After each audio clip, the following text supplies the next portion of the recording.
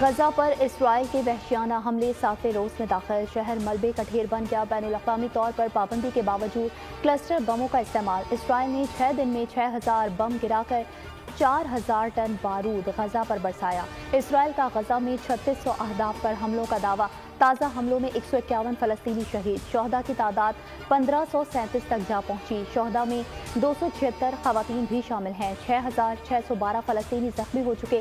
بمباری سے 10 اسپتال اور 48 اسکول، 10,000 مکانات تباہ۔ دمشق کے ہوائی اڈے پر اسرائیلی فوج کی بمباری، شامی فوج کا طیارہ شکن میزائل سے جوابی حملہ۔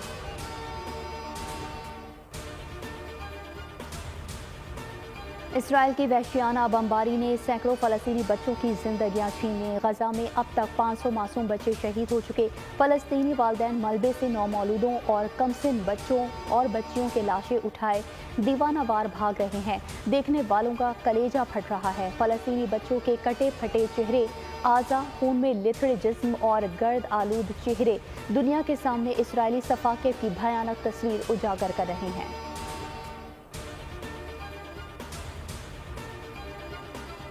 حماس کا آپریشن طوفان الاقصی جاری، 1300 اسرائیلی ہلاک، 3200 زخمی، مرنے والوں میں 247 اسرائیلی فوجی بھی شامل۔ حماس نے تل ابیب، اسقلان، اشدود اور سدرود پر بھی راکٹ برسائے۔ حماس کے حملوں میں 27 امریکی، 17 برطانوی شہری بھی ہلاک ہوئے۔ اسرائیل میں خوف کا عالم، سڑکوں پر سناٹا، مسلح دستوں کا گشت جاری، غیر ملکیوں کے اسرائیل سے انخلاء کا سلسلہ بھی جاری۔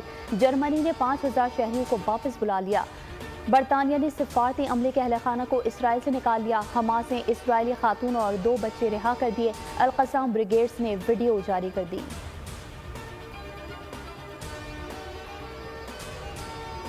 غزہ میں انسانی المیہ جنم لینے لگا، شہر کی رہائشی عمارتیں تباہ، ایک تباہ شدہ عمارت کے ملبے تلے خاتون دم توڑ گئیں۔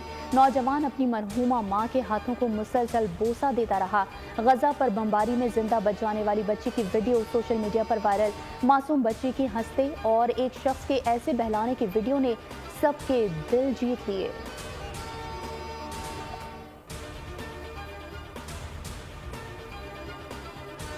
اسرائیل نے غزہ اور لبنان میں سفید فاسفورس کا استعمال کیا۔ ہیومن رائٹس واچ نے اسرائیل کے فاسفورس بم کے استعمال کی تصدیق کر دی۔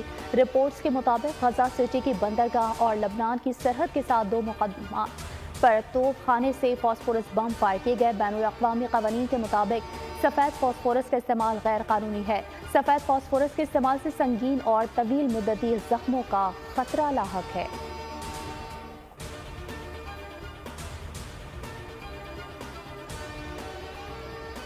پاکستان کا ایک بار پھر غزہ میں اسرائیلی جارحیت پر اظہار مذمت۔ ترجمان دفتر خارجہ ممتاز زہرا بلوچ کا کہنا ہے کہ غزہ میں شہری آبادی اور معصوم لوگوں کو نشانہ بنایا گیا ہے۔ پاکستان OIC کا خصوصی اجلاس بلانے کی کوشش کر رہا ہے۔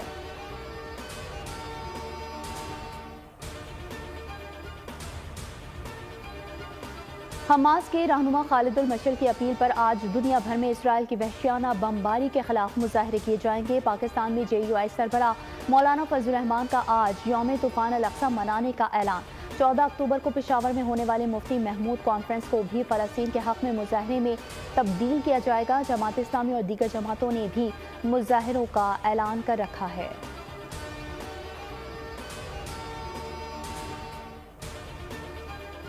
فلسطینیوں پر اسرائیلی جارحیت، امام کعبہ کی فلسطین کی آزادی کے لیے رو رو کر دعائیں، ویڈیو سوشل میڈیا پر وائرل ہو گئی۔ امام کعبہ نے فلسطینی مسلمانوں کو اسرائیلی فورسز سے نجات دلانے کے لیے بھی دعا کی، مسجد الاقصی اور غزہ کی حفاظت کے لیے بھی ہاتھ اٹھائے۔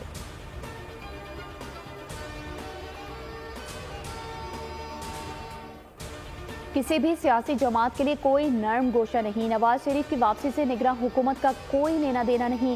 نگراں وزیر اعظم انوار الحق کاکڑ نے مسلم لیگ نواز کے لیے نرم گوشہ رکھنے کا تاثر مسترد کر دیا۔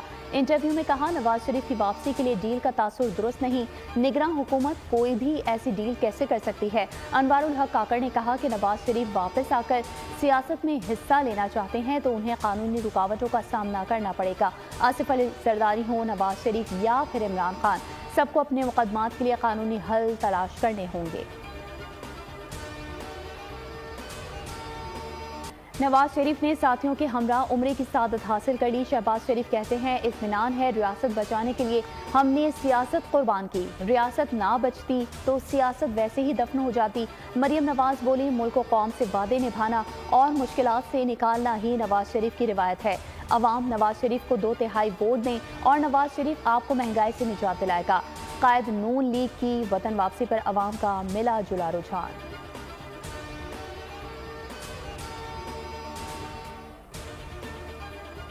Army chief general Syed Asim Munir سے قطر کے chief of staff lieutenant general Salem Hamad Aqeel Al Nabit کی ملاقات۔ Army chief general Asim Munir نے کہا پاکستان قطر کے ساتھ برادرانہ تعلقات کو اہمیت دیتا ہے۔ پاک فوج قطر کی مسلح افواج کے ساتھ دفاع اور سلامتی کے شعبے میں تعاون کو فروغ دینے کے خواہاں ہے۔ Lieutenant general Salem Hamad Aqeel نے خطے میں امن و استحکام کے لیے پاک فوج کی کاوشوں کو سراہا۔ قطری چیف آف اسٹاف نے پاکستان کے ساتھ تعاون کو فروغ دینے کے عزم کا بھی اظہار کیا۔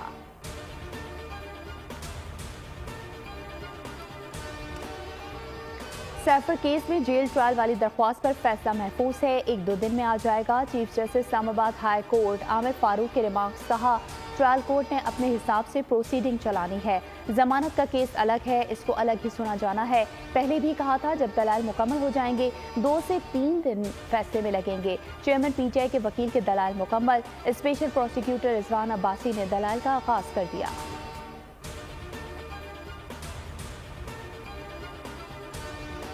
کراچی کے مختلف علاقوں میں مبینہ پولیس مقابلے، صدر اور میٹھا در میں فائرنگ کے تبادلے کے بعد 2 ملزمان زخمی حالت میں گرفتار۔ شاہ لطیف ٹاؤن میں ملزمان سے پولیس کا آمنا سامنا، زخمی سمیت 2 ڈاکو گرفتار، 2 فرار۔ تھانہ سچل کی حدود سے ملزم زخمی حالت میں پکڑ لیا گیا۔ پولیس کے مطابق گرفتار ملزمان سے اسلحہ اور موٹر سائیکلیں برآمد کی گئیں۔ گلستان جوہر، بلدیہ اتحاد ٹاؤن، سپر ہائی وے، جمالی گوٹ میں فائرنگ سے 3 افراد زخمی، کورنگی میں مقابلہ۔ کیچز ون میچز، لیکن کینگروز تو کیچ پکڑنا ہی بھول گئے کہ کھیل کے تینوں شعبوں میں ہی ناقص کارکردگی نے آسٹریلیا کو مسلسل دوسری شکست سے دوچار کیا۔ مارکس اسٹونز اور مچل اسٹارک نے کیچز ڈراپ کیے۔ ورلڈ کپ کے اہم میچ میں جنوبی افریقہ نے آسٹریلیا کو 134 رن سے شکست دے دی۔ 311 رنز کے جواب میں آسٹریلیا کی پوری ٹیم 177 پر ڈھیر ہو گئی۔ افریقی بلے باز کوئن ڈی کاک مین آف دی میچ قرار پائے۔ ورلڈ کپ کا سب سے بڑا ٹاکرا 1 دن کی دوری پر۔ ہفتے کو احمد آباد میں پاکستان اور بھارت آمنے سامنے آئیں گے۔ گرین شرٹس کے احمد آباد میں practice, chairman P C B Zaka Ashraf Ahmedabad پہنچ گئے۔ 14 اکتوبر کو پاک بھارت ٹاکرے کو انجوائے کریں گے۔ بی سی سی آئی کے سیکریٹری جے شاہ آج ذکا اشرف کے اعزاز میں عشائیہ دیں گے۔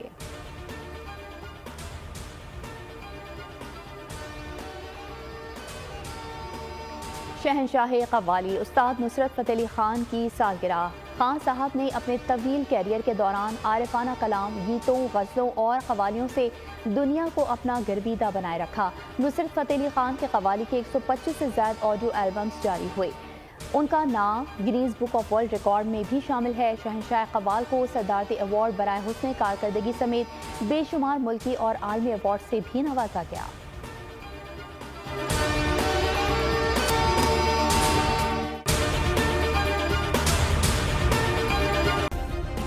سبسکرائب کریں اور بیل دبائیں تاکہ کوئی خبر رہ نہ جائے۔